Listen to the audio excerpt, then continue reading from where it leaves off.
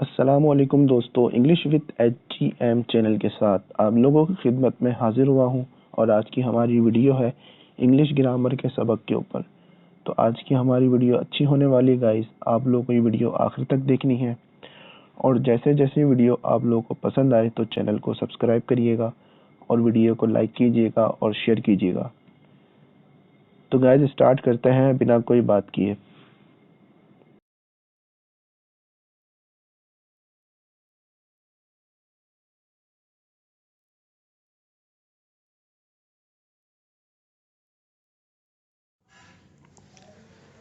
अच्छा guys, unit number 7 का part सी और पार्ट डी आज हम डिस्कस करेंगे। ठीक है, यूनिट नंबर 7 का पार्ट ए और पार्ट बी हम डिस्कस कर चुके हैं हमारी पिछले वीडियो में, जो कि ऑलरेडी अपलोडेड है यूट्यूब के अंदर, आप देख सकते हैं हमारे चैनल पर।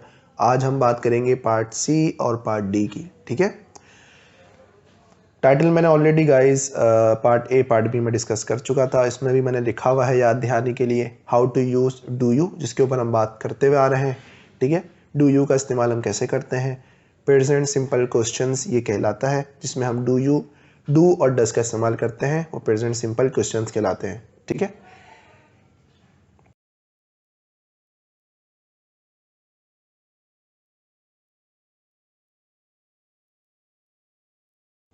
अच्छा गाइज, ये है पार्ट सी।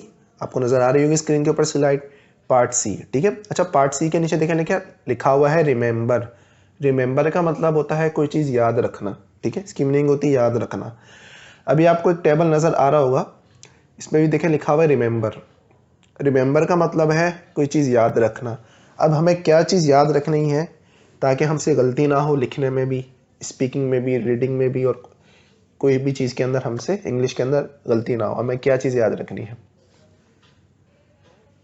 हमें ये याद रखना है गाइस, टेबल के अंदर आप देखें नज़र आ रहा होगा, डू और डस का इस्तेमाल।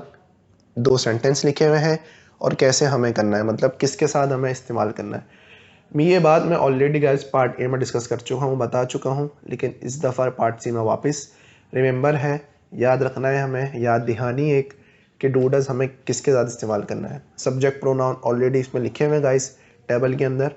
डू के साथ गाइस लिखे हुए हैं आई, वी, यू और दे। ठीक है, और कोई भी नाम हो सकता है। ठीक है, प्लूरल जो भी होगा हमारा सब्जेक्ट, तो उसके साथ हम डू का इस्तेमाल करेंगे। ठीक है, और डस देखें, डस के साथ है ही, शी और इट। ठीक है, उसके बाद थर्ड पर्सन सिंगुलर कोई भी होगा, कोई सिंगल नाम होगा। ठीक है, तो उसके साथ भी हम डस का इस्तेमाल कर सकते हैं, सिंगुलर नाउन, सिंगुलर। ठीक है, और डू हम प्लूरल के साथ इस्तेमाल करते हैं। अब देखें गाइस, इसी के आगे एक सेंटेंस लिखा है, डू दे लाइक म्यूजिक, उसके बाद क्वेश्चन मार्क है। ठीक है, डू दे लाइक म्यूजिक, क्या वो म्यूजिक को पसंद करते हैं। डू के साथ देखें दे का इस्तेमाल हो रहा है। ठीक है, जैसे मैं बता चुका हूँ, आई वी यू दे। ठीक है, इसके अलावा कोई भी प्लूरल होगा सब्जेक्ट, हम डू का इस्तेमाल करेंगे। और डज हम ही शीट का इस्तेमाल करेंगे। अब डज ही लाइक म्यूजिक, नीचे एक दूसरा सेंटेंस लिखा हुआ है, डज ही लाइक म्यूजिक, क्या वो म्यूजिक पसंद करता है।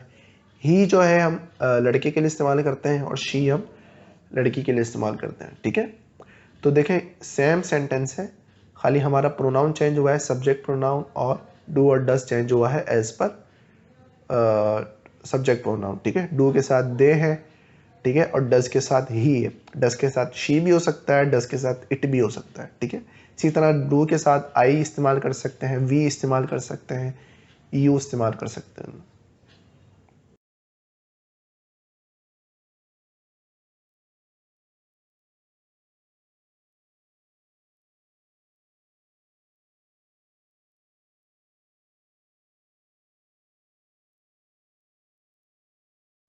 अच्छा गाइस, ये है पार्ट डी। ठीक है, पार्ट डी की स्लाइड आपको स्क्रीन पर नजर आ रही होगी। पार्ट डी के अंदर गाइस देखें नीचे लिखा हुआ है शॉर्ट आंसर्स। ठीक है, अच्छा ये मैंने कुछ नीचे सेंटेंस लिखे हैं, शॉर्ट आंसर्स लिखे हैं। ठीक है, ये है जैसे हम कोई सवाल करेंगे, प्रेजेंट सिंपल क्वेश्चंस का जो हम सवाल पूछेंगे किसी से, या कोई हमें हमसे सवाल पूछे, तो हमें उसका आंसर कैसे देना है। ठीक है, शॉर्ट आंसर हमें कैसे देना है, ना कि हम पूरा सेंटेंस उसको रिप्लाई करें। हमें शॉर्ट आंसर दे सकते हैं डू और डस का इस्तेमाल करते हुए और हाँ ना का इस्तेमाल करते हुए। हमें ज़रूरी नहीं है पूरा सेंटेंस रिपीट करें, ठीक है।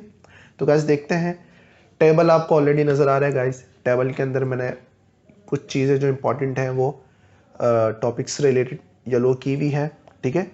फर्स्ट देखें गाइस, यस लिखा हुआ है, यस यस मैंने येलो किया हुआ है, और डू और डज येलो किया हुआ है। डू और डज हमें किसके साथ इस्तेमाल करना है, हम बात कर चुके हैं। आई वी यू दे के साथ डू का इस्तेमाल करना है, ही शीट के साथ हमें डज का इस्तेमाल करना है, ठीक है। यस तो हम किसी के साथ भी इस्तेमाल कर सकते हैं, यस का मतलब होता है हाँ, अगर हाँ में आंसर है तो यस का इस्तेमाल करेंगे। उसके बाद है गाइज नो, नो को मैंने येलो किया हुआ है, नो का क्या मतलब होता है नहीं, ठीक है। जब हम नहीं का आंसर करें किसी को तो नो का इस्तेमाल करेंगे। उसके बाद डू, उसके बाद लिखा हुआ है डू और डस की नेगेटिव फॉर्म लिखी हुई है डोंट, ठीक है, और डजंट। डू नॉट की कॉन्ट्रैक्शन शॉर्ट फॉर्म लिखी हुई है, ठीक है। डू नॉट भी कह सकते हैं, डोंट भी कह सकते हैं, और डज नॉट भी कह सकते हैं। डजंट जो हमारी कॉन्ट्रैक्शन फॉर्म आपको स्क्रीन पर नज़र आ रही है, ये शॉर्ट फॉर्म है, इसको हम डजंट भी कह सकते हैं, ठीक है। एक्चुअली में डज नॉट है, ठीक है, ये कॉन्ट्रैक्शन है, शॉर्ट फॉर्म है, तो क्या हमें शॉर्ट आंसर में जवाब देना है किसी को तो हम डोंट और डजंट यूज़ करेंगे, ठीक है। सब्जेक्ट प्रोनाउन सेम है, आई वी यू दे, ही और शी इट डजंट के साथ, ठीक है। अब गाइस नीचे देख लेते हैं, कुछ सेंटेंसेस हैं। नंबर 1 हमारे क्या है, do you play the guitar. कोई आपसे सवाल करे do you play the guitar, क्या तुम गिटार खेलते हो, गिटार से खेलते हो या गिटार बजाते हो, सॉरी गिटार हम बजाते हैं, ठीक है, तो प्ले का वर्ड आ रहा है इसमें। Do you play the guitar, क्या तुम गिटार बजाते हो। अब देखें येलो में मैंने किया हुआ है, आगे आंसर लिखा हुआ है शॉर्ट में, शॉर्ट आंसर पूरा मैंने येलो किया हुआ है। मैं क्या आंसर दूंगा, नो आई डोंट, नहीं मैं नहीं करता। क्या नहीं करता वो पूरी मीनिंग इसके अंदर आ गई, ठीक। Do you play the guitar, क्या तुम गिटार प्ले करते हो, नो आई डोंट, नहीं मैं नहीं करता, ठीक है। पूरा नहीं कह सकते हम, no I don't play the guitar, ठीक है, शॉर्ट में भी सामने वाला जो है समझ जाएगा। उसके बाद सेकंड है हमारा, देखें सेंटेंस है short answer, do your parents, ये मैंने येलो किया हुआ है, ठीक है, क्योंकि ये इंपॉर्टेंट है, इसमें चीज़ें पता चलनी है। जो हमारा वर्ड ऑर्डर हमने पढ़ा था ये वो है, ठीक है। डू डस के बाद हमारा सब्जेक्ट है, फिर हमारा इन्फिनेटिव फॉर्म है वो, ठीक। तो डू योर पेरेंट्स, क्या तुम्हारे वालिदैन स्पीक इंग्लिश, इंग्लिश बोलते हैं, ये सवाल है। अब देखें आंसर क्या है आगे, यस दे डू, हाँ वो बोलते हैं।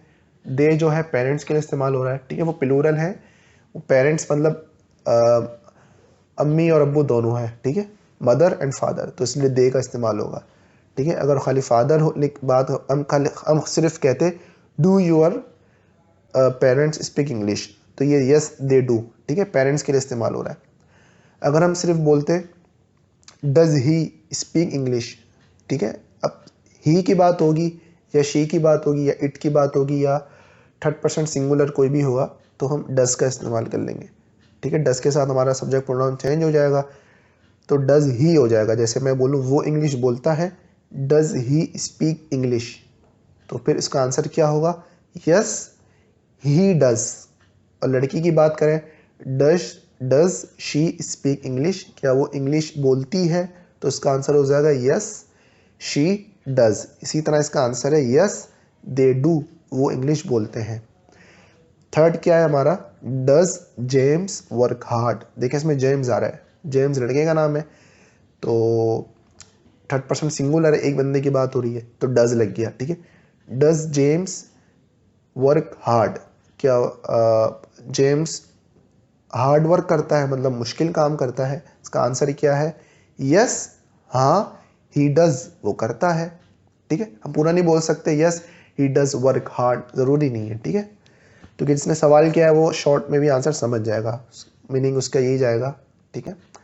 लास्ट हमारा सेंटेंस है, डज योर सिस्टर, ठीक है, बहन की बात हो रही है, मतलब कि शी की बात हो रही है, शी हम लड़की के लिए इस्तेमाल कर सकते हैं, ठीक है। तो हम ये भी कह सकते हैं does she live in London. इसी तरह does your sister live in London, क्या तुम्हारी बहन लंदन में रहती है। उसका आंसर क्या होगा, नो शी डजंट, नहीं वो नहीं रहती, नो शी डजंट। तो गाइज ये हमारी जो यूनिट नंबर 7 की ABCD ठीक है, जो हमारी सीरीज़ थी ये ख़त्म हो गई है। इसके 4 पार्ट थे, A, B और C, D।